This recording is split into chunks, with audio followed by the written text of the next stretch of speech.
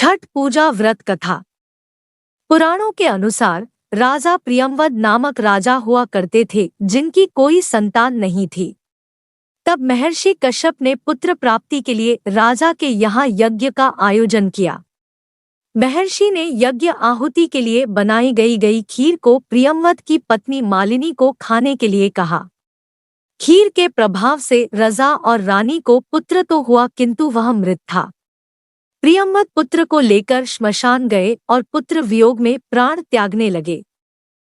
उसी समय भगवान की मानस पुत्री देवसेना प्रकट हुई। उन्होंने राजा से कहा कि सृष्टि की मूल प्रवृत्ति के छठे अंश से उत्पन्न होने के कारण मैं षष्ठी कहलाती हूँ। माता ने राजा को अपने पूजन का आदेश दिया और दूसरों को भी यह पूजन करने के लिए प्रेरित करने को कहा। राजा ने पुत्र इच्छा से देवी षष्ठी का व्रत किया और उन्हें शीघ्र ही पुत्र रत्न की प्राप्ति हुई। जिस दिन राजा ने यह व्रत किया था उस दिन कार्तिक शुक्ल षष्ठी तिथि थी। तभी से छठी मैया के पूजे जाने की परंपरा आरंभ हुई।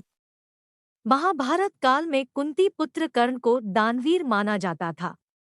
कर्ण सिर्फ माता कुंती के ही नहीं अपितु सूर्य देव के भी पुत्र थे।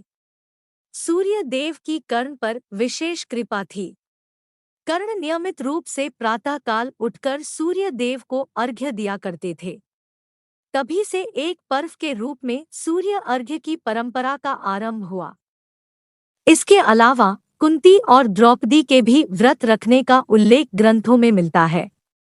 ऐसा कहा जाता है कि द्रौपदी के छठ पूजा करने के बाद ही पांडवों को उनका हारा हुआ सारा राजपाट वापस मिल गया था।